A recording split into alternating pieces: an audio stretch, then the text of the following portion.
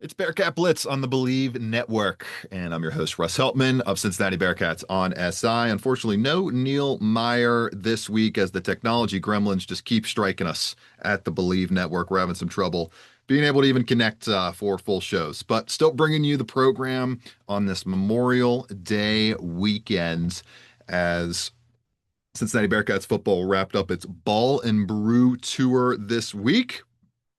We'll discuss that to start the show on top of the IPF field ready to roll at the Performance Center in the heart of campus. We'll touch on the ESPN SP Plus rankings as well that put Cincinnati as the worst Big 12 football team among all of the 16 Big 12 conference members. Get to all that on the latest Bearcat Blitz coming up after these messages.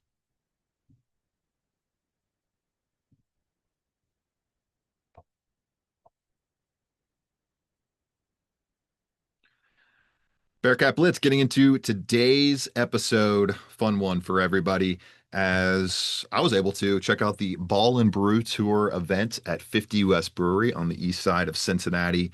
This past Wednesday had Brendan Sorsby, UC quarterback, at the event. On top of that, Joe Royer was there, tight end for UC, and star defensive tackle Dante Corleone. Chatted with Dante and Brendan a little bit and caught up with Brendan in depth as he definitely was excited, most excited about the IPF, the Indoor Performance Facility, getting ready to open in just a couple weeks, the ribbon cutting date on June 11th for that facility. It's going to be beautiful. And I wonder if Sorsby's already gotten the receivers out there on that field that has been revealed in the past week or so at the indoor facility.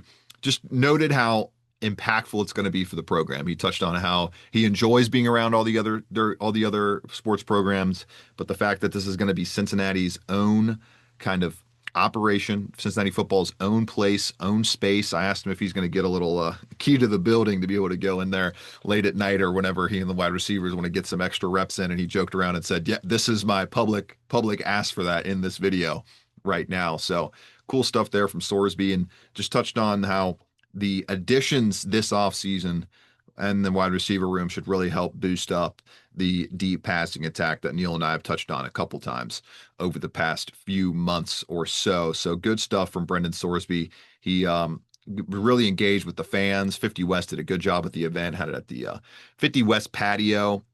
A little chilly, but the weather stayed dry, so that's all that matters. And it was all hosted by former UC quarterback Tony Pike, who did a nice job bringing in all the festivities. John Cunningham there as well, UC athletic director, and UC head coach, of course, Scott Satterfield in the fold also. So important time for the program right now, just getting relationships established further, getting ready to knock down the door at Camp Higher Ground in what, little roughly 9 weeks or so from when I am recording this episode, sitting around Memorial Day is when they will head to Camp Higher Ground a little bit earlier this year compared to most years, because the season kicks off 3 days earlier on August 28th, a Thursday, instead of the normal Saturday kickoff in week one for UC football. So good stuff on the Ball and Brew Tour front. They did the first one, I believe, on May 7th at Bucketheads, and had the East Side version of the event on May 21st, helping hit both sides of the city, so to speak, and a fun time over there at 50 West Brewery. On top of that, the IPF field has been unveiled at the facility. Cannot wait to check all that out. Facility that John Cunningham actually mentioned during the Ball and Brew Tour, that they're going to be opening up for tours to season ticket holders. So keep an eye out for news around that. And go to Cincinnati Bearcats on SI if you have not checked out what the new field looks like. They got the Paw logo there on the fresh turf. The turf looks fantastic, and I'm so excited to start covering practices, covering pro days, covering events inside of that facility.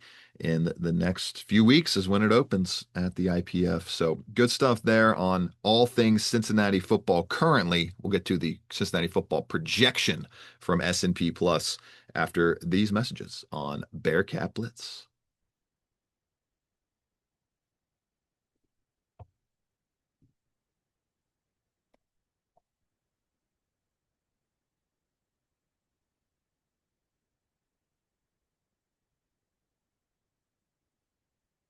Back at it on Bearcat Blitz with Cincinnati football still in the mix here. And we're talking about the kind of head scratching projection from Bill Connolly's S&P Plus metric.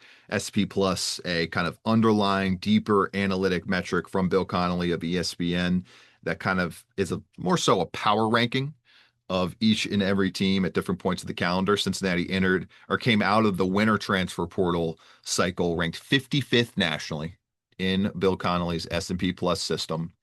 And this current version has them ranked 66th out of the 136 FBS teams using a mixture of returning production, recent recruiting, and recent history.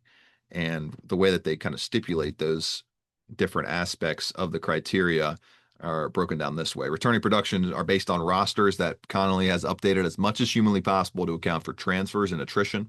It's a combination of last year's SP Plus ratings and adjustments based on returning productions, and it makes up about 2/3 of the projection formula.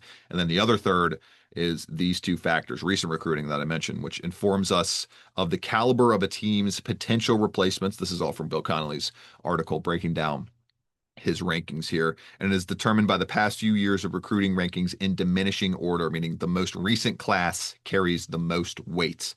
And it's also impacted by the recruiting rankings of incoming transfers. And then recent history as well, kind of goes without saying. It's a sliver of information from the previous 4 seasons or so to give us a good measure of overall program health. SP Plus defined as a tempo and opponent adjusted measure of college football efficiency. And Bill Connolly's system does not think the Bearcats can be very efficient. 66 would place them as the worst team in the Big 12. And that kind of goes to show how much depth there is in the Big 12 with all 16 teams among the top 66 teams nationally in college football.